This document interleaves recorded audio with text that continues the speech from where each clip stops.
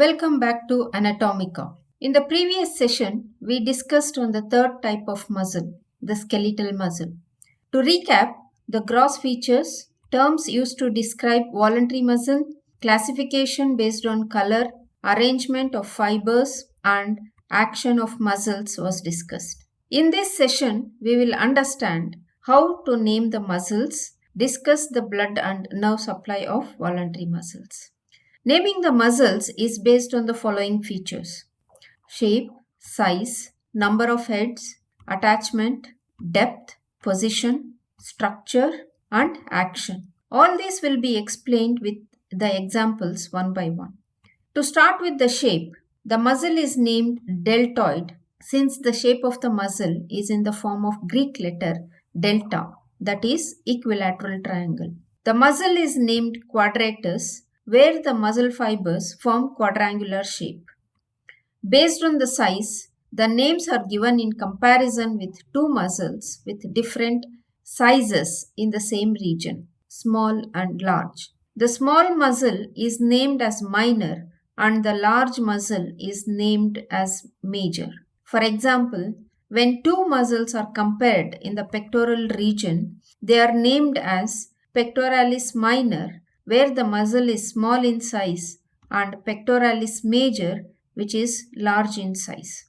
In the muscles which are named after the number of origins, if the muscle arises from two heads, it is called biceps. If the muscle arises from three heads, it is called triceps, and four heads, it is called quadriceps. Examples are biceps brachii in front of the arm arises from two heads. Triceps brachii in the back of arm arises from three heads. In muscles which are named based on the attachment to the bones, the names of the bones are given to the muscles attached to that particular bone. For example, in sternocleidomastoid, the muscle is attached to three bones, namely sternum, clavicle in the chest, and mastoid in the head. Hence, it is named as sternocleidomastoid.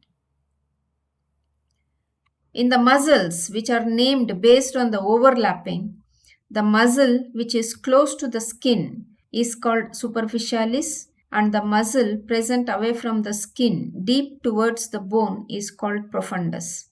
For example, in the anterior compartment of forearm, the muscle away from the skin and close to the bone inside is called flexor digitorum profundus, and the muscle which is close to the skin is named as flexor digitorum superficialis. In the muscles which are named based on the location, the muscle which is present towards the front of the body in anatomical position is named as anterior, and the muscle which is present towards the back of the body is named as posterior. For example, in the leg, the muscle present in the front side of leg is called tibialis anterior, and the muscle present in the back side of leg is called tibialis posterior. In the muscle which is named after the actions which it brings about, the muscle which brings about flexion, moving two parts of the body close to each other, is named as flexor. The muscle which brings about extension, moving two parts of the body away from each other, is called extensor. Adduction, moving a part close to the midline of the body, is named as adductor. Abduction, moving the part of the body away from the midline, is named as abductor, and the muscle bringing rotation is known as rotator. For example, the muscle which brings about flexion of the fingers is named as flexor digitorum superficialis or profundus, and the muscle which brings about extension of the fingers is named as extensor digitorum. So that was about how to name the muscles. Now coming to the vascular or blood supply of voluntary muscles. Principal arteries and nerves of skeletal muscle usually enter together at the neurovascular hilus. Within the substance of the muscle, the arteries ramify in the epimysium and perimysium. branch into arterioles and give off capillaries which are carried by the delicate endomysium. Each muscle fiber is accompanied by a set of parallel capillaries which give off side branches at right angles to the fiber. Voluntary muscles are supplied by rich capillary plexus. 1 square centimeter of the muscle is supplied by about 8 meters long of capillary bed. There are 3 methods of entry of the arteries into a muscle. Sometimes the arteries enter at one end of the muscle, like in gastrocnemius. In some muscles, the artery pierces the middle of the muscle, as in biceps brachii. Some muscles are supplied by a succession of anastomosing vessels, like in adductor magnus. Coming to the nerve supply of striped or voluntary muscles, the nerve to a skeletal muscle is a mixed nerve consisting of 60% motor fibers and 40% sensory fibers. Motor fibers are of 3 types. Large, thickly myelinated alpha neurons supply extrafusal fibers of the muscle which produce movements.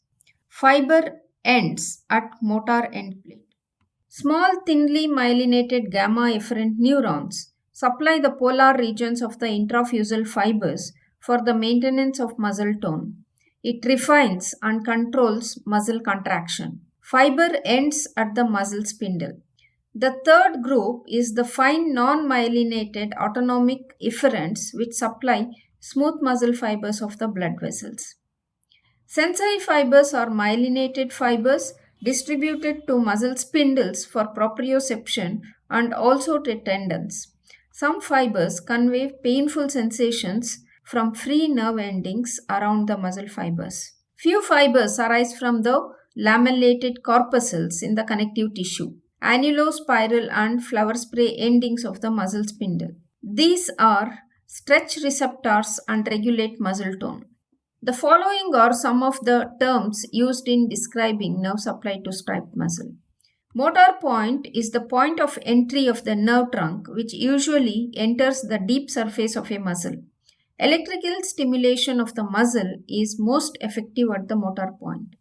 Motor unit, the number of muscle fibers in a voluntary muscle supplied by a single motor neuron is known as motor unit. The motor units may be large or small. Large motor unit. In this case, a single motor neuron supplies about 100 to 200 muscle fibers. A bulky muscle with fewer large motor units can perform gross movements. Small motor unit. In this, a single neuron supplies about 5 to 10 muscle fibers. The muscle with numerous small motor units is capable of delicate and precise action. Muscles of thumb and eyeball possess small motor units. The terminal axons of a motor nerve reach the individual fibers of skeletal muscle as special endings called neuromuscular junctions, which are of 2 types, motor end plate and trail endings. The motor end plate is found in a fast muscle having phasic contraction and appears as a disc-like expansion near the middle of the muscle fiber. The trail endings appear in slow muscle for tonic contraction and are manifested by clusters of grape-like expansions along the muscle fiber. In both types, the principles are same because the neuromuscular junction is a synapse between a nerve cell and a muscle cell. Let us see the structure of the motor end plate. It consists of localized collection of granular sarcoplasm known as the sole, which project from the surface beneath the sarcolemma. The sole contains a number of large nuclei and numerous mitochondria, and the sarcolemma presents little depressions known as troughs or junctional folds or gutters. The terminal axon of a motor nerve loses its myelin sheath and divides into a number of terminal branches which occupy the troughs or gutters of sole. The axoplasm of the nerve terminal and sarcoplasm of the sole are not directly continuous. The two are separated by an interval of about 200 angstroms to 300 angstroms, which contains amorphous materials derived from the basement membrane and cell coat of both axon and muscle. Endoneurium of the nerve is continuous with endomysium of the muscle. Sometimes the teloglia cells derived from Schwann cells extend along the nerve terminals and cover the troughs like a lid. Along the troughs, the sarcolemma presents a series of parallel folds in a palisade manner. These are known as subneural apparatus, which is rich in cholinesterase. The axoplasm of the nerve terminals contains mitochondria and numerous electron-lucid presynaptic vesicles which convey acetylcholine. During conduction of nerve impulse, acetylcholine is liberated at the end plate and acts as chemical transmitter of the impulse. Let us see what are neuromuscular spindles. They are large-shaped, encapsulated, specialized sensory receptor organs which are disposed longitudinally between the fasciculi of extrafusal fibers of voluntary muscle. Muscle spindles are concerned with the maintenance of muscle tone, and they are found in most of the skeletal muscles, generally near the myotendinous junctions. The spindles act as stretch receptors, and small muscles of hand and foot are endowed with more spindles. Each spindle, on an average, is about 2 millimeters to 4 millimeters long and consists of a fibrous capsule which contains about 2 to 14 intrafusal muscle fibers. The intrafusal fibers are of two types, nuclear bag and nuclear chain fibers. Both types of fibers possess non-contractile equatorial regions without striations and contractile striated polar regions. The number of the two types of fibers are variable in different spindles.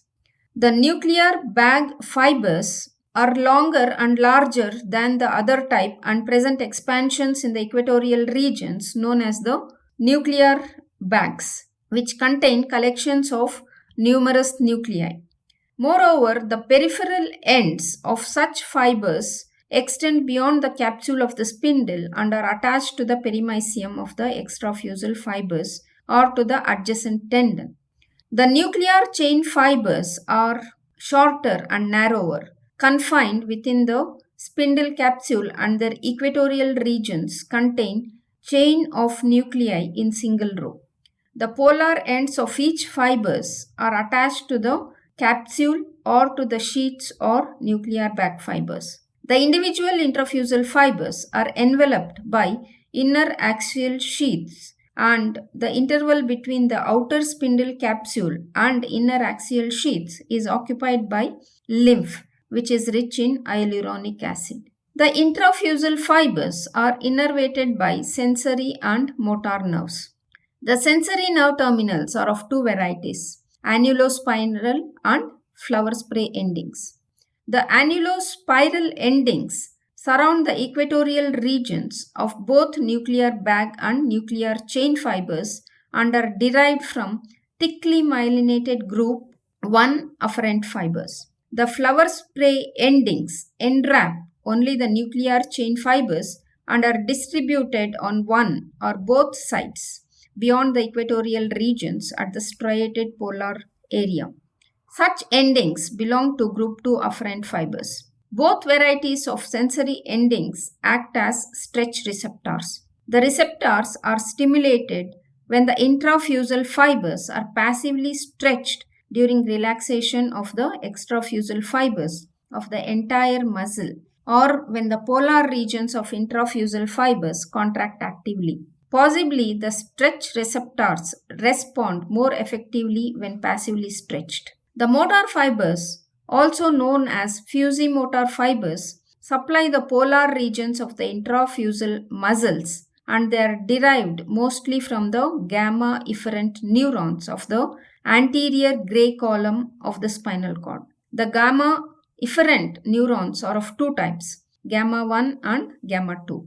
the fibers of gamma 1 terminates as plate endings near the ends of intrafusal fibers, and those of gamma 2 neurons form trail endings close to the nucleated regions.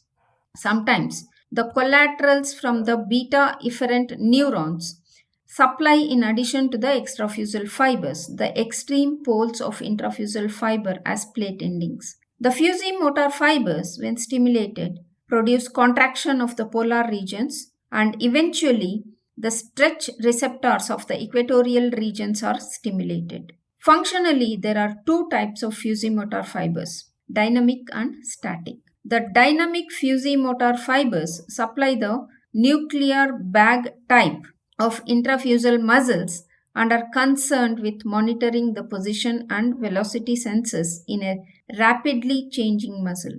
The static fusi-motor fibers supply the nuclear chain fibers and record the aforesaid changes during slow adaptation of muscle. Recent evidence suggests that the gamma neurons monitor the extent of muscle contraction through the gamma reflex loop and draw a comparison between the intended movement and actual movement. Muscle tone means a partial state of contraction of a muscle to maintain a constant muscle length when a force is applied to elongate the muscle. Therefore, a muscle is not completely relaxed even in the resting condition. Muscle tone is maintained by monosynaptic reflex arc, which is known as stretch reflex. Let us see how the muscle tone is regulated. When the extrafusal fibers of the entire muscle are relaxed, the equatorial regions of intrafusal fibers of the muscle spindles are stretched, and thereupon the annulospiral and the flower spray endings are stimulated. The afferent impulses thus produced reach the spinal cord by way of pseudo-unipolar cells of the dorsal root ganglia and establish monosynaptic relays with the alpha neurons of the anterior horn cells. The alpha neurons, in their turn, fire upon the extrafusal fibers and maintain a constant muscle length. Therefore, the muscle tone increases at rest and diminishes during activity of the muscle. On stimulation of gamma efferent neurons of the anterior horn cells, the polar regions of the intrafusal fibers of the spindle undergo independent contractions and the equatorial regions are stretched. A monosynaptic stretch reflex thus sets in, and the extrafusal fibers are brought into contraction by the stimulation of alpha neurons. The activities of gamma neurons are regulated by the extrapyramidal system, particularly by the reticospinal tracts, which convey facilitatory or inhibitory fibers. Striated muscles like the diaphragm are supplied by both somatic and sympathetic nerves. The sympathetic, in addition to blood vessels, supply the striated muscles of the diaphragm. It is suggested that the concurrent stimulation of the sympathetic nerves delays the fatigue in the muscle. This is called Orbaily phenomenon. With this, we have completed the discussion on voluntary muscle. To recap, in this session, we have discussed naming of the muscles, blood and nerve supply of the voluntary muscle. In the next session, we will discuss on the details of histology of the muscle.